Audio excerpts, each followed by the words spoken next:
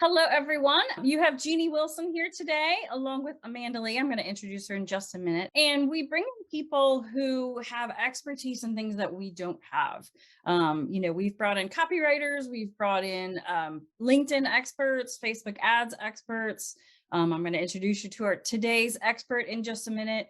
We have a program called the Marketing VA Advantage. And in that program, we teach entrepreneurs, mainly solopreneurs, how to leverage video marketing. And we connect you with a marketing virtual assistant from the Philippines who is very, very affordable. And together they can help you take that video and repurpose it on all the platforms that you want to be seen on. So essentially making your marketing simpler and easier because we have it all set out for you. So what we don't do specifically is mindset work. And that is what our guest Amanda Lee today is here to talk about. So this is Amanda Lee Sparks, and her company is aptly named Spark the Joy, which I love. And she is an energy alignment and mindset coach. She helps people shift their divine flow of abundance and deepen their divine guidance connection so they can continue to follow their path to more joy and allow in money with ease. She's passionate about empowering people to clear out their inner junk, access their gifts and talents, and get that out into the world and get paid for them. We love that. So welcome, Amanda Lee. So today, Amanda Lee is going to talk about how you add an extra $10,000 to $40,000, and what would you do if you had that much? So tell us a little bit about how we're going to get there first. All right. So I can talk so much about this because I love these topics so much. So the idea is everything in your life you manifest, and it kind of comes through these gates of your thoughts, right? So you think a certain thing, and either you let in a manifestation from that or you don't. So most of us, and the mindset thing it's like a self-talk thing. What you kind of say to yourself, what you think about things, this impacts so much of your life. And so what I love to do is discover kind of what you're thinking that's keeping you from what you want. Because if the whole idea of this time-space reality that we're all playing in here is that you're supposed to get what you want. If you want it, it's earmarked for you and it's yours. But if you're not letting it in, then you've got some stuff in your way, just some thoughts. And mostly we call these limiting beliefs. It's a fairly common term. Most people have kind of heard about it, even if they don't necessarily know what it is. A belief is just a thought you keep thinking, and you're thinking a thought that's limiting you. So that's the kind of basics of it. Did I cover? Are you following me so far? Absolutely, you did. And I think most times we're not conscious of it. That, Yeah. we're really thinking, oh, where's that next client coming from? Where do I need to post? What do I need to do? Instead of thinking the positive, which is, I'm so excited to get, to find my next client. I'm so excited for them to find me. And sometimes it's just a small little switch in what you're saying and then how that makes you feel that can make the difference. Do you agree? Oh, definitely, for sure. It's so, and this is the part that it took me a bit to learn, and I'm noticing a lot of other people really understand, is that every topic is really two topics: the thing and the absence of the thing. So if you take money, the topic of money, so there's, I want this much money, but I'm focused on the lack of money, the absence of money I have. And this universe is based on attraction. So whatever, you are a magnet, whatever you're focused on, you get more of that. And we need to remember that because that's not just something that happens occasionally, or it's not something you just do once and yay, I'm done. Yeah. Yep. It's a constant thing, right? So you're not meant to be super high positive all the time, but you're meant to be there more than most people are. There's always going to be ups and downs, and that's kind of important in the experiences we're having here, because if you don't know what you don't want, you have a lot of trouble knowing what you do want. Ooh, yeah, absolutely. The thing is, we tend to get stuck a little bit in the don't want. We keep focusing on, I don't want this, I don't want that, and oh my God, and then you talk too much about it, which means you activate it, and then you get more and more of that. It doesn't take very long to activate a thing, just over a minute. So if we're thinking of something for longer than a minute, then we're attracting it to us. Is that right? Yeah, that's when the law of attraction, which just means like is drawn to like, that's when it kind of really kicks in. Wow. That's Yeah. not a lot of time. No. we we can spend a lot of time thinking, negative things and going down that path. And like I said, I think for me, it's just sometimes it's you mentioned this last time you were here, and I love this. So your thoughts kind of form energy patterns in your energy layers, like Yeah, how a river cuts riverbed. So that's that where the energy clearing that I do, we kind of smooth the ground so there's not these like peaks and valleys because you get sucked into energy is not a little more malleable than water is. So it's easier to change it because it just changes with a thought. 'cause that's the way you've always done it. So to kind of stop and spend a little time being more conscious of what we're thinking and what we're saying to ourselves, I think is really important. Do you agree? Yeah, and that was some perfect words you used there. Being more conscious of it, not being afraid of it and trying to suck it back and think, like, because that doesn't really work. It's always based on attraction. So recognizing, because a thought and a feeling usually pretty much always go hand in hand. So if you're not used to paying attention to what's going on in your brain, like in your mind, if you pay attention to how you're feeling and decide to check in with yourself a couple times a day, how am I feeling right now? But I feel like what happens is they become and they start envisioning what they want to be. So if you want to be, somebody who earns six figures, seven figures, somebody who has a lot of money coming in, you kind of have to put that outfit on, if you will, try Yeah. that on, put that hat on and think in those terms and not like, I wish it would happen to me. But, instead, okay, this is happening and I'm excited about it and I'm ready for it. And, I'm not sure how it's going to happen, but, I'm ready. Let's do it. Instead of, I really like that to happen. You know what I mean? Yeah, and it's not, I mean, the thinking part is important because that's kind of how you make yourself get there, but the feeling of it is the most important because the feeling emits a vibration. And then that's what you get more along that kind of frequency of vibration coming to you. It's like, okay, so my six figure self, if whatever, just as an example, my six figure self, what does it feel like? There's a little minor stress of whatever, but there's some ease, there's some, feels really good, nice and calm. And then again, this is when the whole minute thing comes into play. So 17 seconds is kind of the first gate of it. And then so once you can kind of hold a feeling and a thought for about 17 seconds, usually another one will join you. And then once you've passed the minute, now is when momentum really starts to go. So you've made some really great energetic progress towards what you want. And the really cool thing is once you've kind of done that a little bit and you get it going and you kind of, it's like a train. It starts slow and then starts to pick up speed, especially on like a flat thing, right? And then suddenly you got all this momentum going. Eventually you will get some, we call it an inspired action thought. It might be small and inconsequential. Usually it is small and appears inconsequential, right? But once you take that, then you get another one. I love that.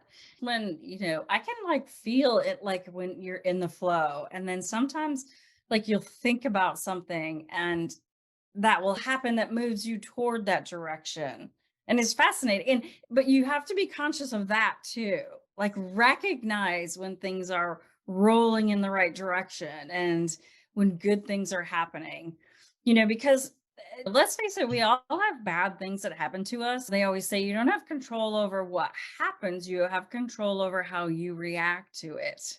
Yes, exactly. And the other thing too, I want to set a slide in here is that it's not a bad thing. We put that label on it. It's just an experience. Yes, I love And that. and it's all about how you can kind of reframe it and then step back into your power and go, all right, now I know what I don't want.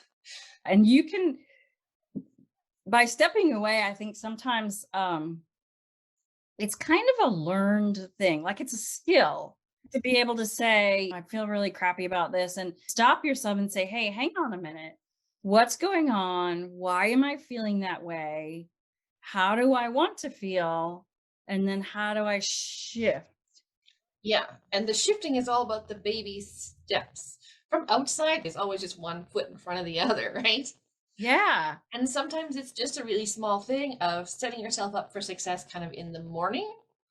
because that's when your vibe is traditionally the highest. You've just woken up from sleep. When you sleep, you're no longer conscious, right? So anytime you're conscious, your magnet is on. You cannot turn that magnet off. You are magnetizing whatever you're focusing on to you. So when you first wake up from sleep or you come out of a meditation, now you have a few moments to kind of tune your radio to what frequency you want to go to, meaning pick a thought or pick a feeling. Great. It's so true. Yeah. That's the hardest time for me is first thing in the morning because I want to do like you do. I want to go, I got to do this. I got to do that. I didn't do that. Like beat yourself up. And so sometimes I'll listen to something inspirational, like whether it's music.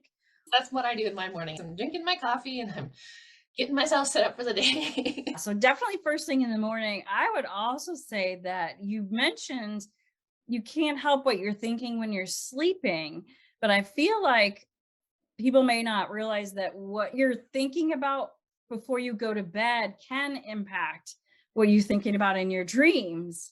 So it's always a good idea. I know a lot of people will write down what they're grateful for either at night or in the morning. I think that's always a good habit to get into. Something positive. Do you have like a positive routine that you do?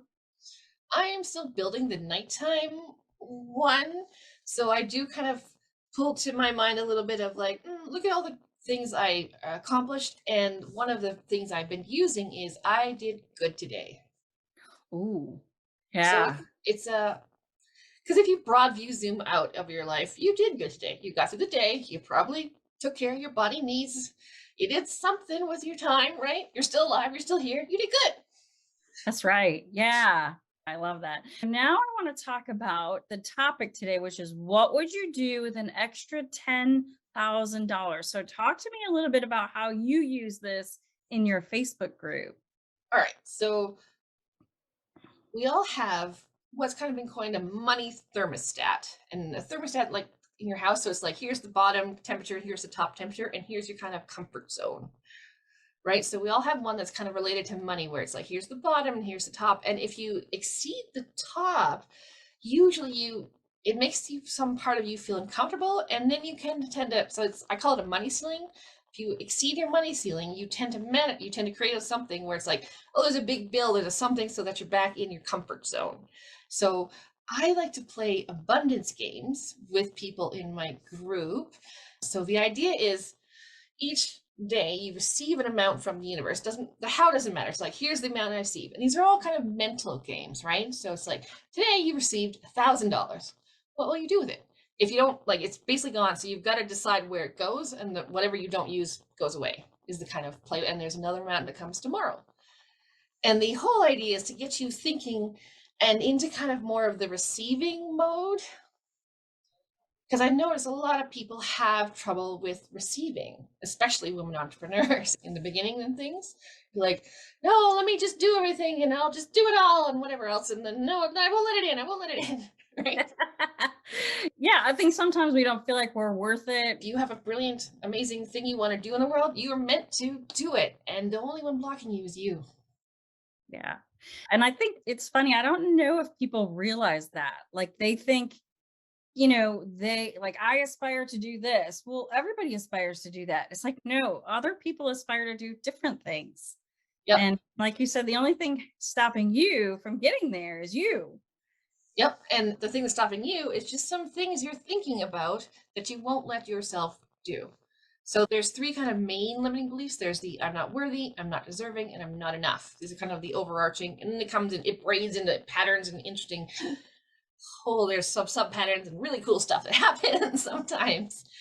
But it's just such a fascinating thing how, and you don't know where you picked it up, and it doesn't really matter where it came from. It matters right now. I've got this and I don't want it. So what do I want? And focusing there. So these abundance games really help people to think bigger, to expand their kind of thermostat, increase their money ceiling, and sometimes even discover their money ceiling.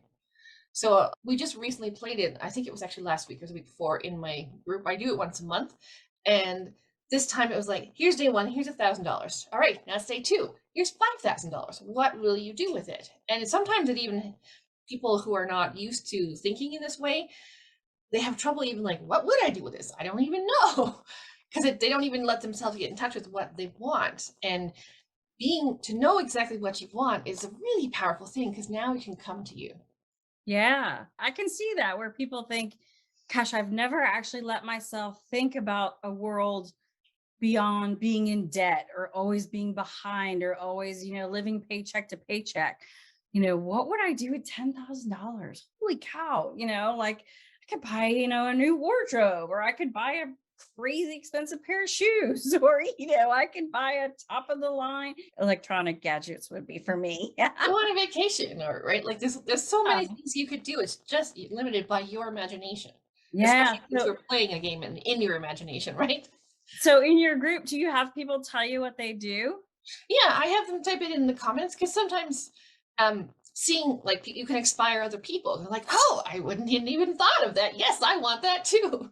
And that's the kind of thing because we get so pulled in. Money has like an in and an out breath, right? So it's like you let money in, money comes back out, and it's a very circulating thing because money essentially is energy. And where people get tied up is in the scarcity thinking of it, right? They think money is this pie, and if I have a big piece, that means there's less for other people. This is false. This is a Yeah. false premise, and it is not true because as you expand by thinking, I want this, energetically, the stream of abundance expands in proportion to your asking. And so it's there for you. Ooh, I love that. Yeah, we sometimes don't allow ourselves to just play with that kind of thought, because I don't know, we almost don't let ourselves go there because it's like, oh, I don't want to know the best thing that can happen because then I'll be disappointed when it doesn't happen. Or, we make up excuses. Yeah. And we do that to try and justify things or keep ourselves from hurt in case it doesn't happen. So the other thing to really know is that when you ask, it's always, always, always given. And it shows up first energetically. And if you want it to come into 3D manifested reality, all you've got to do is line up with it. Back to that whole vibration conversation. What does it feel like to have that?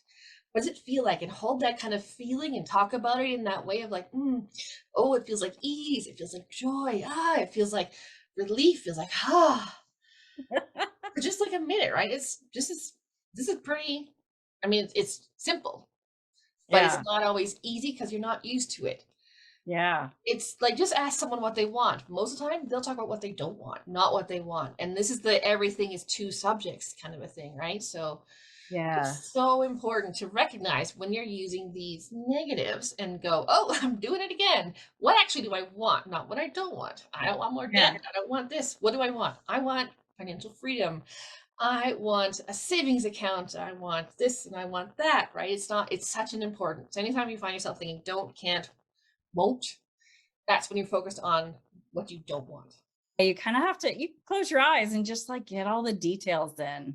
Yeah, the more senses you can kind of engage, the Uh-huh. more real it kind of makes it to you, right? Because your mind doesn't understand that it's not real. That's the kind of premise of these abundance games, right? It doesn't know that this is not real. It's just but it will make it real if you let it. Yeah. And I've Ooh. had some feedback from people who played these with me over the months, and even I guess so I might have been doing this for about a year in my Facebook group, and she's like, I leveled up into a whole new level, like income bracket. This is really powerful stuff. And the thing to be just to watch for is that if your brain starts to go on to the how will this happen, that's when you want to stop it and pull it back because the how is not your job. Your job is the what and the why. And the why, not in a justification kind of why, just like, why, more in a feeling kind of why. Oh, because it would be so much fun. Oh, it would feel so good. Oh, I really just, this is exciting. I want to go explore here, right? Whatever the why is, Yeah. because it's the universe, source, God, whatever your preferred word for that is, that's their job is the how, and they are very good at it. Yeah, if anything that makes it more real and feels good is beneficial. It's just Yeah. if the feeling good starts to slide into, I don't know how this will ever happen, that's when you got to pull it back because you're gone too specific. So go more general with it. Yeah. Excellent. Like you don't have to be super specific. You can get fairly general with it, especially to start with. Whatever you want, whatever makes you feel good, build that in your mind. This is daydreaming because your mind is so powerful, right? So use it for yourself, not against yourself. We tend to head into worry and oh my God, and you get on a thing there. And this is using your very powerful brain against yourself. Yeah. Yeah. Use it for yourself, but whatever you love. And that's part of what these abundance games and stuff and all these mind daydream stuff lets you do, step into a new reality in a way. It's only a mental reality, but eventually it could become a physical one.